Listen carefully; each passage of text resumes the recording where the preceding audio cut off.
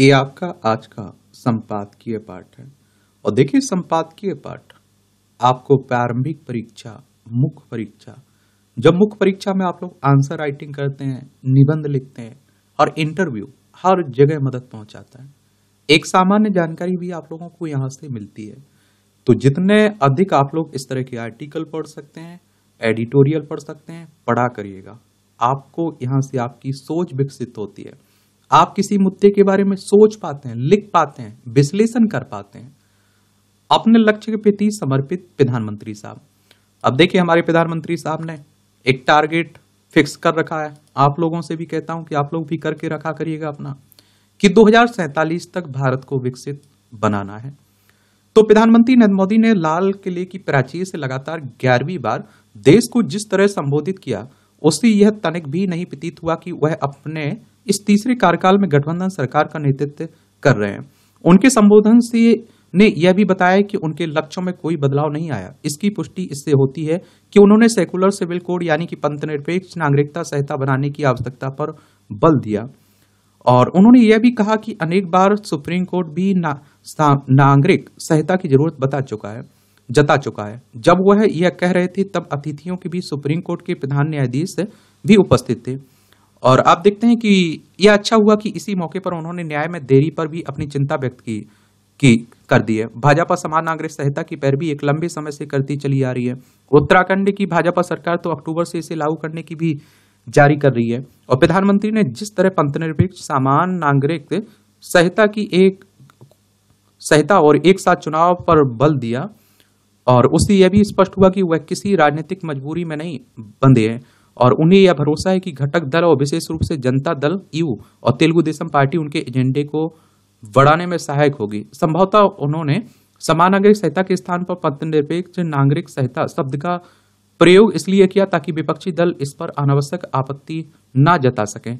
वह यह कहने से भी नहीं चूके कि अभी जो नागरिक संहिता है वह सांप्रदायिक है। देखिए, कहने का मतलब आप समझ रहे हैं। समान नागरिक संहिता की बात हो रही है, सबके लिए समान कानून की बात हो रही है। अभी आप देखिए, जो क्रिमिनल कानून है, आपराधिक कानून है, वो सब पर एक समान लागू होते हैं। चाहे वो किसी को अगर मारे, किसी की हत्या कर दे, तो कोई धर्म जाति नहीं देखी जाती उसकी। लेकिन आप देखिए, जो सिविल कानून है, ये अलग अलग समुदाय में, अलग अलग जातियों में, अलग अलग धर्मों में अलग देखने को मिलता है। शादी अलग रीति से हो रही है, संपत्ति में बंटवारा अलग से हो रहा है, गोद अगर कोई बच्चा लेना है तो उसकी अलग रीति है, तो और अलग होना है, तलाक होना है तो उसकी अलग है। तो उन सबको एक करने की बात की जा रही है। और ये आप देखते हैं कि अगर हम लोग, सबसे एक सवाल है आप लोगों से, सबसे ज्यादा बार अभी तक किसने लाल किले की दीवार, लाल किले से भाषण दिया, कितने बार दिया, सर्वाधिक बार, वो आप लोग बताइए। और सुप्रीम कोर्ट की बात करें तो हमारी सर्वोच्च अदालत है। संविधान के अनुच्छेद 124 के तहत सुप्रीम कोर्ट की स्थापना की बात की गई है। 28 जनवरी 1950 में स्थापना हुई थी। प्रधानमंत्री ने शासन में सुधार लाने की बात करके यह भी जता दिया कि वह मिनिमम गवर्नमेंट मैक्सिमम गवर्नेंस के आधार पर चलना चाह रहे हैं।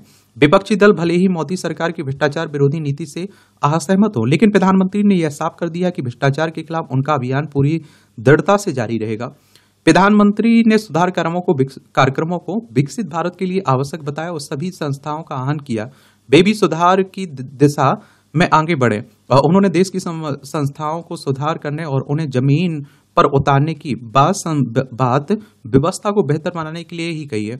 उन्होंने बताया कि देश में पंचायत से लेकर राज्य स्तर पर करीब 3 लाख संस्थाएं काम कर रही हैं। यदि ये सभी संस्थाएं प्रति वर्ष 2 सुधार करें तो हर साल आप देखिए 25 से 30 लाख सुधार हो सकते हैं। स्पष्ट है कि ऐसा होने से हर स्तर पर सुधार होगा और कामकाज की गुणवत्ता बढ़ेगी। इसका लाभ देश के लोगों को मिलेगा। प्रधानमंत्री ने यह भी साफ किया है कि सुधार आर्थिक विकास की बुनियाद और विकास की रूपरेखा है। लाल किले की प्राचीर से प्रधानमंत्री ने देश के उद्योगपतियों का आह्वान किया और वे बेहतर गुणवत्ता के उत्पाद बनाएं। और वास्तव में आप देखिए, उत्पादों के साथ सेवाओं की भी गुणवत्ता पर ध्यान देने की जरूरत है। वर्तमान में भारतीय उत्पाद और सेवाएं मध्यम दर्जे की गुणवत्ता के लिए जानी जाती हैं, और इसी कारण भारत वैश्विक बाजार में अपनी छवि का निर्माण करने में कमजोर दिखता है। प्रधानमंत्री के संबोधन से यह आभास हुआ कि वह यह समझ रहे हैं कि आने वाले समय में वह देश विश्व में अपनी बेहतर पहचान बना पाएगा और जिनके उत्पाद और सेवाओं की गुणवत्ता अंतर्राष्ट्रीय स्तर की होगी।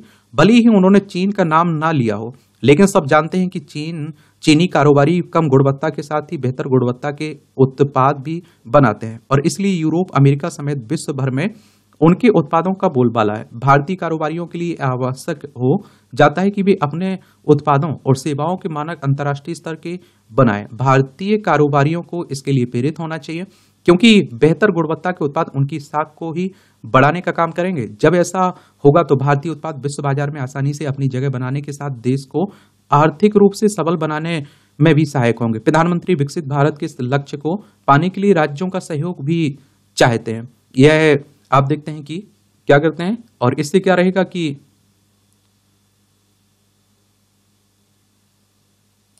यह इससे स्पष्ट हुआ कि उन्होंने राज्य सरकारों को वैश्विक कंपनियों को निवेश के लिए आकर्षित करने को कहा है। अच्छा होगा कि राज्य सरकारें इसे लेकर स्वस्थ प्रतिस्पर्धा करें। वे प्रधानमंत्री के इस कथन से असहमत नहीं हो सकती है कि निवेश लाने के लिए जो कुछ जरूरी है वह अकेले केंद्र सरकार नहीं कर सकती है। अपने लंबे संबोधन में प्रधानमंत्री ने कई विषयों पर विस्तार से चर्चा की है। इसी क्रम में उन्होंने कोलकाता के आरजी में मेडिकल कॉलेज की प्रशिक्षु महिला डॉक्टर के साथ दुष्कर्म हत्या के जघन्य मामले का जिक्र किए बिना महिलाओं के खिलाफ होने वाले अपराधों की रोकथाम पर बल दिया। यह एक ऐसी जरूरत है जिसकी पूर्ति हर हाल में की जानी चाहिए। इसके लिए यह आवश्यक है कि महिलाओं के खिलाफ अपराधों को अंजाम देने वालों के मन में भय व्याप्त हो। यह तभी हो सकता है जब ऐसे लोगों को समय रहते सख्त सजा मिली, और अभी ऐसा नहीं हो रहा है। प्रधानमंत्री ने यह भी सही कहा कि महिलाओं के खिलाफ अपराधों की तो खूब चर्चा होती है, लेकिन जब अपराधियों को सजा मिलती है तो उसे महत्व नहीं दिया जाता है। प्रधानमंत्री के भाषण से यह स्पष्ट हुआ कि वह अपने सरकार के भावी एजेंडे को आगे बढ़ाने के साथ देशवासियों को विकसित भारत के लक्ष्य को हासिल करने के लिए प्रेरित करना चाहते हैं। और विकसित भारत के लक्ष्य को पाने के लिए यह आवश्यक है कि देशवासी भी अपने हिस्से की जिम्मेदारी का निर्वाह करें।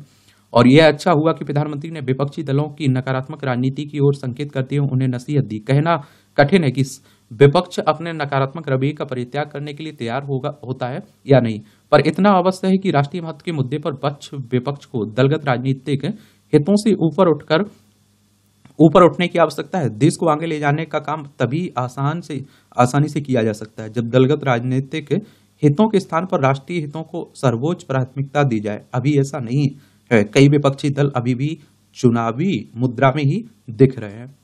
ये लिखा गया है संजय गुप्त के द्वारा आर्टिकल, इनके अपने विचार हैं।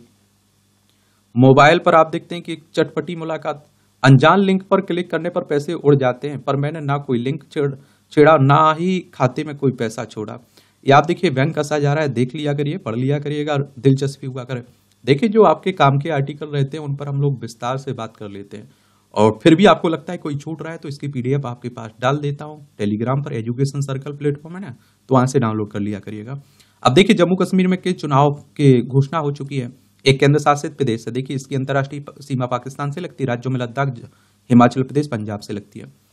1900 आप देखते हैं कि चरणों की बात हो रही, तो 1987 में 1 में हुआ था, 1996 में 4 में, 2002 में 4 में, और 2008 में 7 में, 2014 में आप देखते हैं कि 5 में, और 2024 में 3 चरणों में होगा। चुनाव आयोग की बात करें तो इलेक्शन कमीशन ऑफ इंडिया की बात हो रही। भारतीय निर्वाचन आयोग एक संवैधानिक संस्था है। संविधान के अनुच्छेद 324 के तहत चुनाव आयोग की स्थापना की बात की गई। 25 जनवरी 1950 में स्थापना हुई थी। 25 जनवरी को आप लोग मतदाता दिवस मनाते हैं। नई दिल्ली में हेडक्वार्टर देखने को मिलेगा। सुकुमार सेन पहले मुख्य चुनाव आयुक्त थे, जो आपकी विधानसभा, राज्यसभा, लोकसभा, राष्ट्रपति, उपराष्ट्रपति के चुनाव होते हैं ना, यही करवाता है। ऊर्जा विचार, जगत में मानव के अतिरिक्त सभी प्राणी आत्मकेंद्रित जीवन जीते हैं। उनके सभी क्रियाकलाप स्वार्थ के लिए होते हैं। विधि प्रदत्त अल्पमति के कारण उनमें 100 की प्रधानता होती है। पर का भाव दृष्टिगोचर नहीं होता है, जबकि मनुष्य प्रकृति से ही त्याग, दया और परोपकार आदि भाव के साथ विकसित बुद्धि लेकर जन्म लेता है, और अतः उसमें विस्तृत चिंतन दृष्टि होती है, जो आप देखिए विचारों को जन्म देती है, और ये विचार ही कर्म में परिवर्तित होकर वर्तमान एवं भविष्य का निर्माण करते हैं। जीवन के अनुभवों के साथ इनका क्षेत्र विस्तृत होता रहता है, और पर्याय चिंतन के 2 रूप परिलक्षित होते हैं, सकारात्मक एवं नकारात्मक। सकारात्मक चिंतन से उपजे विचार सत्कर्म में परिणत होते हैं, जबकि नकारात्मक विचार बुरे कर्म में। अतः विचारों में शोधन की जरूरत होती है।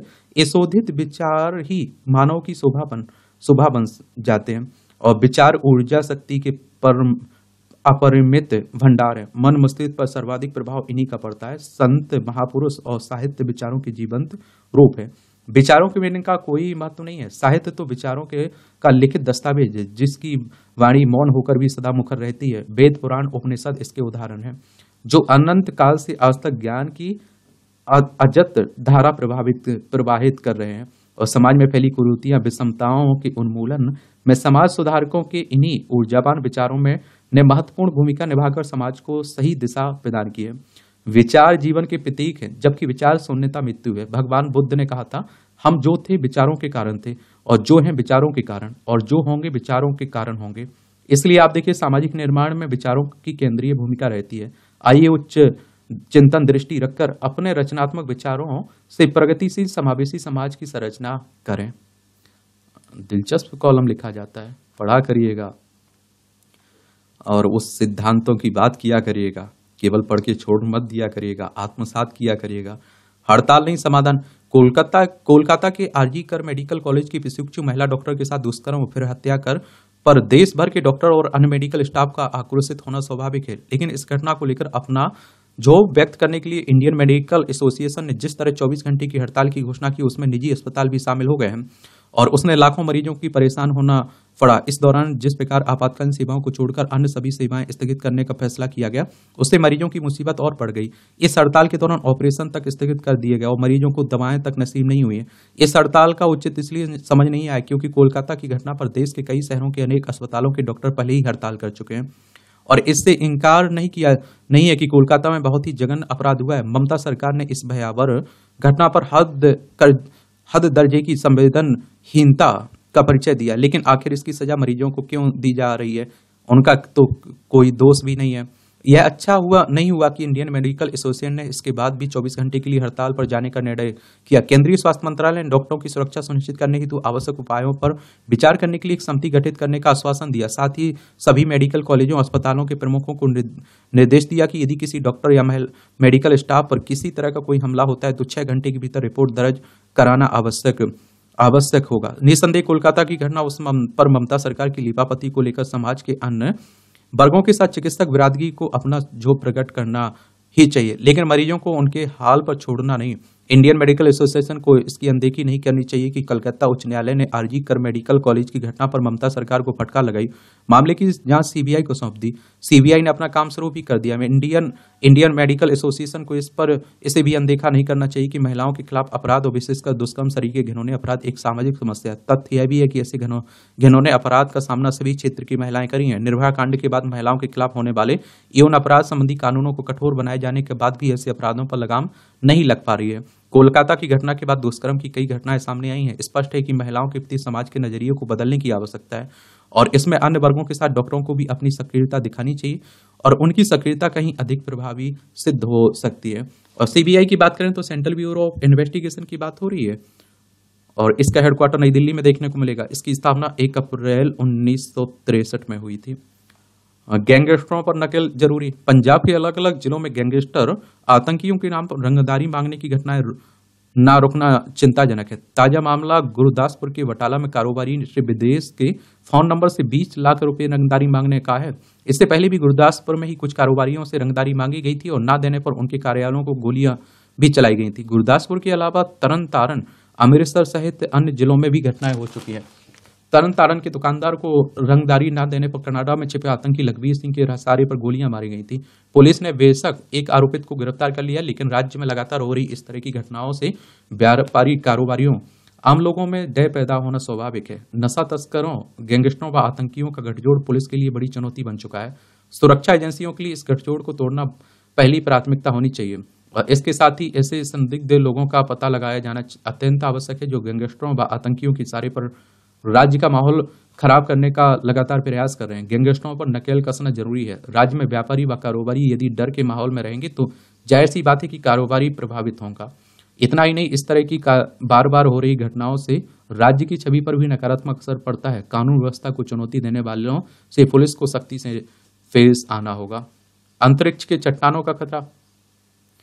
तो अंतरिक्ष से आई चट्टान ने 6.6 करोड़ वर्ष पहले पृथ्वी पर डायनासोर युग का अंत किया था।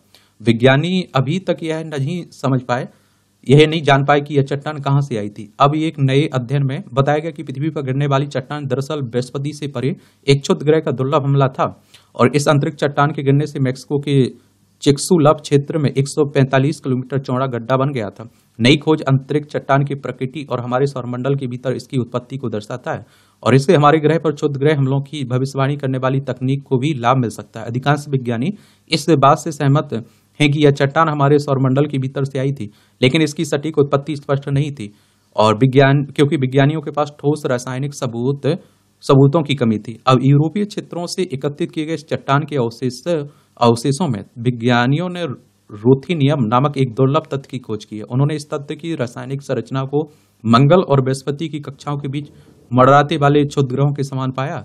अध्ययन का नेतृत्व करने वाले जर्मनी के कोलोन विश्वविद्यालय के भूविज्ञानी मारियो फिशर गौड़ का कहना है कि यह तत्व मुख्य क्षुद्रग्रह बेल्ट में मौजूद चट्टानों का फिंगरप्रिंट है, जहां 6.6 करोड़ वर्ष पहले पृथ्वी से टकराने से पहले शहर के आकार की चट्टान खड़ी थी।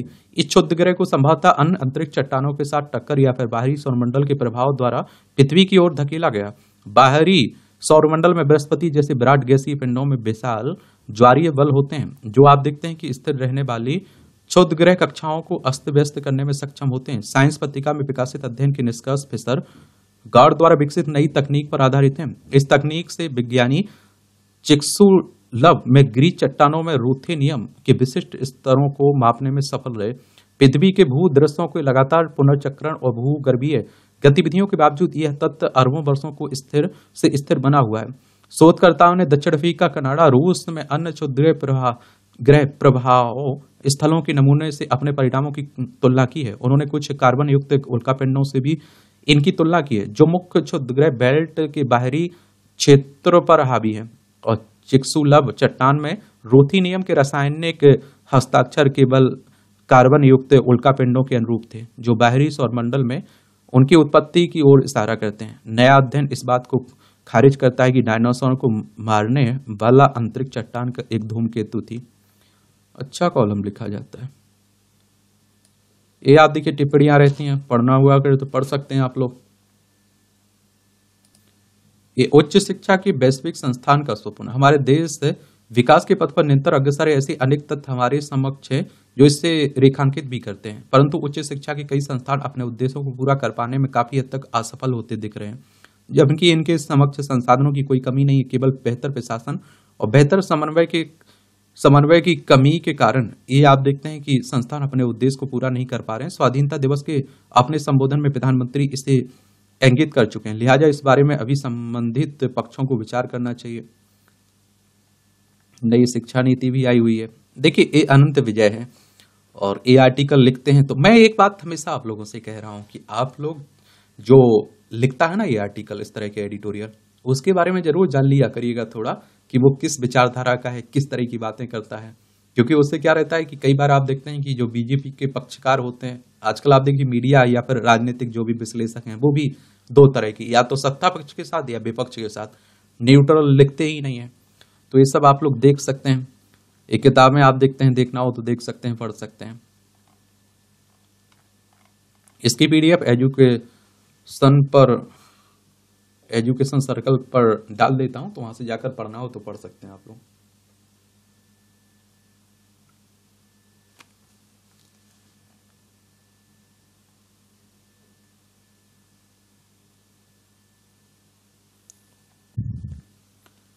इसे देख लीजिए, पढ़ लीजिए। आज वैसे भी काम के आर्टिकल नहीं है, जनसत्ता में भी काम का नहीं मिलेगा। तो प्रधानमंत्री नरेंद्र मोदी ने स्वाधीनता दिवस के अवसर पर लाल किला की प्राचीर से विकसित भारत के सुझाव की चर्चा की है। कई सुझावों का उल्लेख करने के क्रम में प्रधानमंत्री ने विश्व स्तरीय विश्वविद्यालय की बात भी की है। प्रधानमंत्री ने भले ही सुझाव के क्रम में इसकी चर्चा की, लेकिन भारत में विश्व स्तरीय विश्वविद्यालय या शैक्षणिक संस्थान की कमी महसूस की जाती है। विश्व स्तरीय विधि या शैक्षणिक संस्थान के लिए तकनीक के अलावा भाषा कला के क्षेत्र में प्रयास किया जाना चाहिए। इस प्रयास को फलीभूत करने के लिए 2020 में राष्ट्रीय शिक्षा नीति की घोषणा की गई थी। एक बात और आप लोगों को याद रखना है, ये बात रखना है कि जब इस तरह का कोई प्रधानमंत्री साहब या भाषण देते हैं या राष्ट्रपति साहब देश को संबोधित करते हैं, तो जरूर उसे सुना करिएगा। शिक्षा नीति में भाषा और कला पर बहुत अधिक जोर दिया गया है। विकसित भारत के लिए आवश्यक भी है। हमारे देश में विश्व स्तरीय शिक्षा संस्थानों एक विश्वविद्यालय है, महात्मा गांधी अंतर्राष्ट्रीय हिंदी विश्वविद्यालय। यह महाराष्ट्र के वर्धा में वर्ष 1997 में विश्वविद्यालय की स्थापना की गई थी। इस विश्वविद्यालय के उद्देश्यों में 3 ऐसे हैं जिन्हें हासिल करने के लिए यदि गंभीरता से प्रयास किया गया होता तो वह विश्वविद्यालय वैश्विक स्तर अपनी पहचान बना चुका होता। ये 3 उद्देश्य हिंदी को वैश्विक भाषा के रूप में मान्यता दिलाने के लिए सुसंगत प्रयास, अंतर्राष्ट्रीय शोध केंद्र के रूप में विश्वविद्यालय के विकास और अंतर्राष्ट्रीय विमर्श केंद्र के रूप में आप देखते हैं कि विश्वविद्यालय का विकास। अपनी स्थापना के 27 वर्षों में इस विश्वविद्यालय में कोई भी ऐसा ठोस कार्य नहीं हुआ जिसके आधार पर कहा जा सके कि यह इन 3 उद्देश्यों की पूर्ति के लिए गंभीर है। और विश्वविद्यालय के पहले कुलपति अशोक वाजपेयी तो दिल्ली में बैठकर ही बड़ौदा स्थित विश्वविद्यालय चला रहे और पत्रिकाएं निकालते रहे हैं। वैश्विक संस्थान बनाने के लिए कुछ नहीं किया। बाद के कुलपतियों ने नियुक्ति की और भवन बनवाए। पिछले साल भर से यहाँ कोई आप देखते हैं कि स्थायी कुलपति नहीं है। अब बताया जा रहा है कि कुलपति की नियुक्ति की प्रक्रिया चल रही है और प्रश्न यह उठता है कि किसी कुलपति के अचानक जाने के बाद भी इतना समय चयन में क्यों लगता है। महात्मा गांधी अंतर्राष्ट्रीय हिंदी विश्वविद्यालय अपनी आरंभिक दिनों से ही विवादों में चल रहा है। पिछले वर्ष जब विश्वविद्यालय के कुलपति ने पद छोड़ा तब केंद्र सरकार ने IIM नागपुर के निदेशक कुलपति का अतिरिक्त प्रभार दे दिया। हाईकोर्ट ने इसे नियम विरुद्ध बताते हुए उनके प्रभाव को रद्द कर दिया।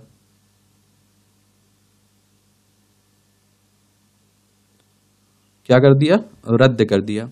नए सिरे से विश्वविद्यालय को नियमानुसार कुलपति की नियुक्ति प्रक्रिया आरंभ करने को कहा गया था। नियमानुसार कुलपति की नियुक्ति के लिए जो समिति बनती है उसके 2 सदस्यों के नाम का चयन करके विश्वविद्यालय की कार्यपरिषद शिक्षा मंत्रालय को भेजती है और कार्यपरिषद की बैठक कुलपति बुलाते हैं। हाईकोर्ट के आदेश के बाद होना यह चाहिए था कि नियमानुसार विश्वविद्यालय के वरिष्ठतम प्रोफेसर को कुलपति का प्रभार दिया जाता, वह कार्यपरिषद की प्रमुख बैठक बुलाते। ऐसा आप देखते हैं कि नहीं हुआ। विश्वविद्यालय के तत्कालीन कुल सचिव ने बैठक आहूत की। फाइल पर लिखा कि सभी तथ्यों और शिक्षा मंत्रालय के मौखिक निर्देश और कार्यपरिषद के सदस्यों के साथ मोबाइल पर हुई वार्ता अनुसार सभी के मतानुसार तत्काल कार्य परिषद की बैठक बुलाई जाने की सभी की सहमति बनी। कार्य परिषद में बैठक हुई। 2 नाम चयनित कर मंत्रालय को भेज दिए गए। चयन समिति बन गई और समिति ने युक्त उम्मीदवारों के साथ चर्चा कर संभावित कुलपति के नामों का पैनल आप देखते हैं कि तैयार कर लिया। अब प्रश्न उठ रहा है कि क्या शिक्षा मंत्रालय के मौखिक आदेश पर और कार्य परिषद सदस्यों के से मोबाइल पर स्वीकृति लेकर बैठक बुलाई जा सकती है? और जानकारों का कहना है कि ऐसा नहीं हो सकता है और शिक्षा आप देखते हैं कि मंत्रालय का दखल अनावश्यक है और कुल सचिव को कार्य परिषद की बैठक बुलाने का अधिकार नहीं है। अगर ऐसा है तो कुलपति की पूरी चयन प्रक्रिया ही संदिग्ध हो जाएगी और विश्वविद्यालय एक बार फिर से विवादों में घिर जाएगा। फाइल पर यह लिखना भी शिक्षा मंत्रालय के मौखिक आदेश पर ऐसा किया गया, वह भी कई प्रश्न खड़े करता है। विवादों के बारे में इस कारण चर्चा की गई क्योंकि इससे विश्वविद्यालय अपने पूर्ण उद्देश्य से भटकता रहता है और किसी भी संस्थान में यदि उसका मुखिया नहीं होगा तो उसका अपने उद्देश्यों से भटकना स्वाभाविक है। और आप देखिए प्रधानमंत्री मोदी ने अंतर्राष्ट्रीय शिक्षा नीति को लागू करने के लिए प्रयासरत है। शिक्षा मंत्री धर्मेंद्र प्रधान भी गंभीरता से इसके क्रियान्वयन में लगे हैं, लेकिन सिस्टम या फिर कोई आदर्श शक्ति बाधा बन रही है। और महात्मा गांधी अंतर्राष्ट्रीय विश्वविद्यालय हिंदी विश्वविद्यालय ही नहीं बल्कि शिमला का भारतीय उच्च अध्ययन संस्थान भी कई वर्षों से स्थायी निदेशक की बाट जोह रहा है। कभी किसी कुलपति को प्रभार दे दिया जाता है। कई और केंद्रीय विश्वविद्यालय में कुलपति के पद खाली होना यह चाहिए कि जब किसी कुलपति या निदेशक के कार्यकाल का 6 महीना शेष रहे तो नए कुलपति या निदेशक का चयन प्रक्रिया आरंभ कर दी जाए। ऐसा होने से प्रशासनिक और अकादमिक निरंतरता बनी रहती है। और जैसे केंद्र सरकार में जब कोई सचिव अवकाश प्राप्त करने वाला होता है तो उसका स्थान लेने वाले व्यक्ति को विशेष कार्याधिकारी बनाकर वहां पदस्थ कर दिया जाता है। कहा जा सकता है कि इस बार लोकसभा चुनाव के बाद देरी हुई है, लेकिन जहां साल भर और 3 वर्ष से नियुक्ति चल रही है उससे तो बचा जा सकता था। शिक्षा और संस्कृति मंत्रालय के अधीन चलने वाली संस्थानों में नियुक्तियों में तुलनात्मक रूप से अधिक देरी क्यों होती है, इस पर विचार करना आवश्यक है।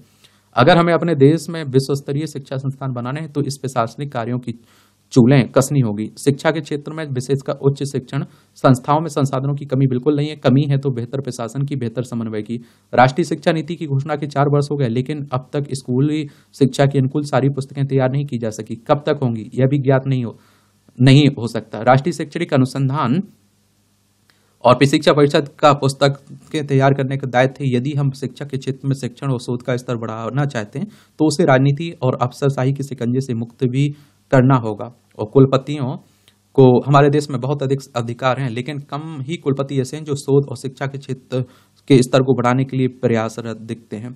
इस बारे में भी एक मैकेनिज्म बनाया जाना चाहिए और जिससे यह पता चल सके कि अमुक उच्च शिक्षा संस्थान में कितने नवाचार हुए हैं। जबकि हो यह रहा है कि अधिकतर विश्वविद्यालय आयोजनों में लगे हैं, सेमिनार आदि अगर नए विषय और ज्ञान की खोज के लिए हो तो संस्थान की प्रतिष्ठा बढ़ती है, परंतु कार्यक्रम का उद्देश्य आयोजन करवाकर गिनती बनाना हो तो इससे कुछ हासिल नहीं होता है और केवल करदाताओं के पैसे ही बर्बाद होती। और आप देखिए विकसित भारत के लिए शिक्षा के क्षेत्र में भी ठोस काम करने होंगे। और देखिए जो समस्याएं हैं शिक्षा में उनका समाधान हो, उन्हें देखा जाए समस्याएं क्या है, ईमानदारी से एक्सेप्ट भी किया जाए, लीपापोती ना की जाए तो बेहतर है। और इस तरह से आप देखेंगे कि आज का जो संपादकीय पाठ है उसकी कहानी खत्म होती है। आप लोग पढ़ते रहिए, एंजॉय करते रहिए। मेरे लिए कोई सवाल है, आप लोगों का सुझाव है तो जरूर आप लोग बताइएगा। ठीक है, धन्यवाद।